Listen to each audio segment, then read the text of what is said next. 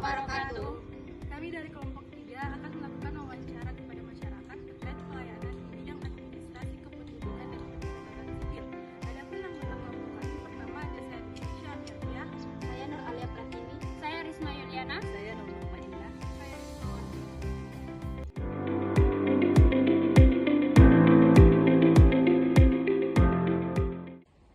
Baik, kami dari kelompok 3 sudah berada di lokasi salah satu rumah warga pengguna pelayanan pengurusan kependudukan dan pencatatan sipil.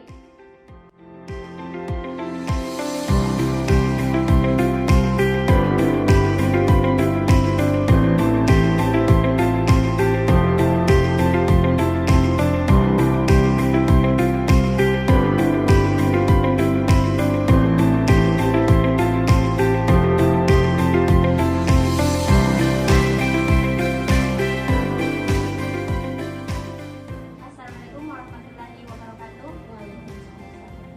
Kami mahasiswi dari kampus Universitas Muslim Maros. Tujuan kami ingin melakukan wawancara terkait tugas pendidikan anti korupsi di bidang administrasi kependudukan dan pencatatan sipil. Sebelumnya perkenalkan saya Risma Yuliana dan di samping saya ada Saya Nur Madina. saya Nur Alia Pratini. Baik, itulah tadi teman-teman wawancara saya. Sebelumnya baik bisa kakak perkenalkan nama dulu. Baik, perkenalkan saya Puan Maharani, dipanggil Rani biasa. Karena kita sudah bersama dengan narasumber, kita bisa mulai wawancara. Pertama itu, apakah kakak pernah mengurus dokumen administrasi kependudukan di MPP Kabupaten Maros? Dan layanan apa yang paling sering kakak urus di MPP Maros? Biasanya sih pernah mengurus KTP, akta sama kartu keluarga, karena kebetulan yang pernah terjadi di kasusku itu nama ijazahku dan nama kartu keluarga dan akta itu beda. Jadi mengurus pengurusan militan. Jadi ya pernah. Baik, bagaimana pengalaman kakak selama mengurus dokumen kependudukan di sana? Apakah itu proses pelayanan menurut kakak sudah berjalan cepat dan transparan? Kalau transparan, iya lumayan transparan sih, cuman kalau dibilang cepat, enggak dibilang cepat sekali, lebih dibilang lambat juga enggak, kayak sedang begitu karena hampir 2 hari kan mengurus sih, karena kan memang wajar karena 2 kepengurusan akta sama kartu keluarga. Jadi pertama itu hari pertama datang telat kak, karena aku pikir bakal cepat sekali ternyata enggak, dia mengantri dari pagi. Kayak ada antrian yang panjang, jadi ada prosedur yang harus diikuti. Nah itu karena kan saya di sini masih kayak remaja ya, masih awam, jadi kayak nggak harus berdiri. Jadi di hari kedua itu saya datang lebih pagi, mungkin jam 6. Nah selesai itu dia di jam 10 karena itu lagi antrian sama ada beberapa kayak permasalahan kayak jaringan. Baik, jadi kendalanya kakak kayak Betul, yang sering. Baik, dari pertanyaan saya Kak, menurut Kakak apakah semua biaya pelayanan administrasi kependudukan sudah jelas dan sesuai dengan aturan pemerintah? Kalau menurutku sih jelas sih, karena jelaskan kak pas mengurus di situ berapa biaya yang dikeluarkan. Kalau masalah pungutan lain nggak ada. Dan apakah Kakak pernah diminta memberikan uang tambahan, misalnya uang tanda terima kasih, percepatan layanan atau alasan lain selama proses pengurusan dokumen? Nggak ada sih alhamdulillah, tapi nggak tahu nih kalau di luar sana karena ada yang juga mungkin karena saya mengurus sendiri tadi kayak langsung nggak memang di tempatnya, jadi kayak nggak ada hal begitu. Tapi ada memang beberapa pendengar kalau mau kayak nggak pergi jadi tempatnya langsung dibongkar, ya itu mungkin ada. Baik, pertanyaan untuk kakak, apa dampaknya menurut kakak? Apakah pungli ini bisa mempengaruhi kepercayaan masyarakat terhadap instansi pelayanan publik? Kalau di kepercayaan ngesem nih jelas nih, karena kan kayak itu pungli sangat ilegal kita. Kalau kita sebagai masyarakat pasti kayak merasa ih jami deh pergi mengurus karena apa-apa bayar, padahal sebenarnya aslinya kalau kita langsung datang itu tidak ada pungutan tambahan apa-apa. Cuman yang kasih tidak percaya masyarakat itu adalah kayak perantara itu yang biasanya kasih mahal, karena perantaranya itu yang mengambil pungli, padahal aslinya tidak ada. Jadi sebenarnya untuk pemerintah sosialisasi untuk tidak menggunakan perantara. Jadi pertanyaan saya juga, bagaimana menurut Kakak peran petugas pelayanan dalam menegakkan nilai-nilai kejujuran dan integritas? Kalau perannya sih lumayan bagus sih, cuman kadang mungkin pelayanan atau nggak bisa kita, kalau saya pribadi kuanggap normal sih, karena biasanya memang cuman untuk beberapa ibu-ibu apalagi yang repot-repot begitu toh, mungkin kayak bilang judus no pelayanannya, padahal dari tahu kalau sebenarnya dia mereka tuh capek toh.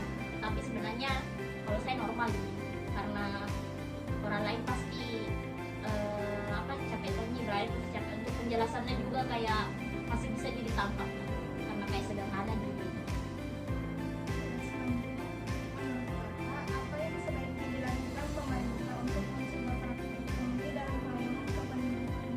Ya, yang seperti tadi aku bilang, bagusnya itu pemerintah mensosialisasikan kalau bisa aja mengurus apa-apa tanpa perantara, gampang aja mengurusnya tanpa perantara, karena yang sebenarnya kasih hilang kepercayaan itu di antara perantaranya itu. Nah, perantaranya itu yang masih mahal-mahal apa-apa ya, padahal sebenarnya gratis di itu pun kalau misalkan tambahan-tambahan nggak semahal itu. Selanjutnya, apakah Kakak mengetahui adanya layanan pengaduan atau kanal pelaporan jika terjadi pungli di NPP? Kemarin waktu buka NPP ya ada memang yang bisa diurus. Jadi kalau misalkan terdapat lihat sesuatu kayak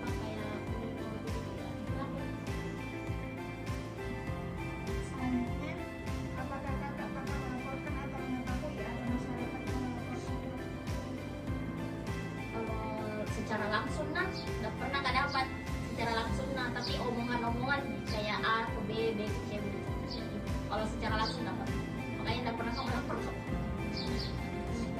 Selanjutnya, apa harapan Kakak terhadap peningkatan kualitas pelayanan administrasi kependudukan di NPP? Saya sih mungkin fasilitasnya aja sih agak panas gitu rasa MPP sekarang ya.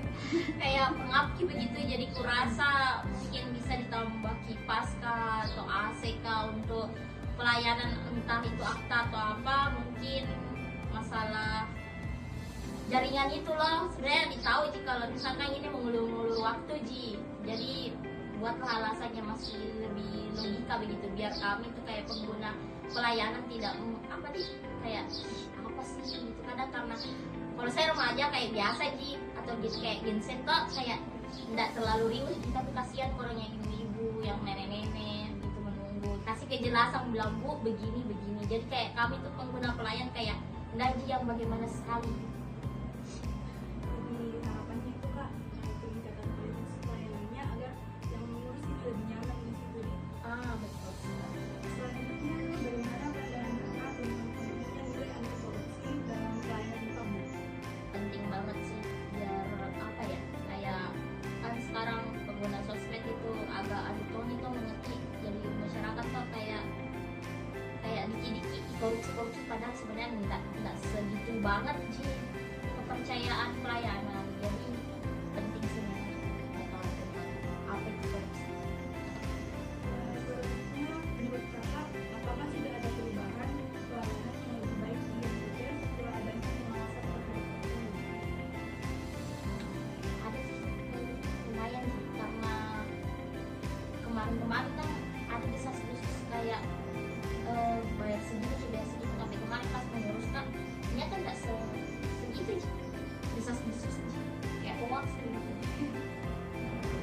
Terakhir, apa pesan atau saran Kakak kepada pemerintah dan masyarakat agar pelayanan administrasi kependudukan bersih dari kepentingan? Itu lagi-lagi yang pertama untuk masyarakat, jangan termakan hoax. Tapi kami sendiri datang sendiri supaya tahu kalau ini fakta, nggak hoax sih. Apalagi gampang termakan desas-desus gitu.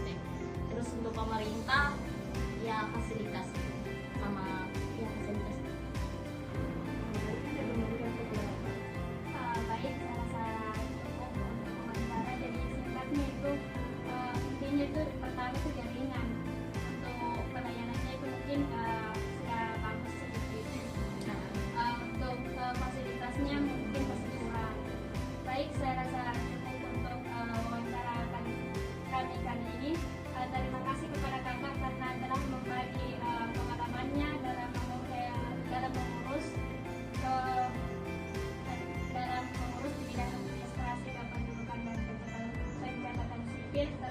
di dalam mengurus KTP.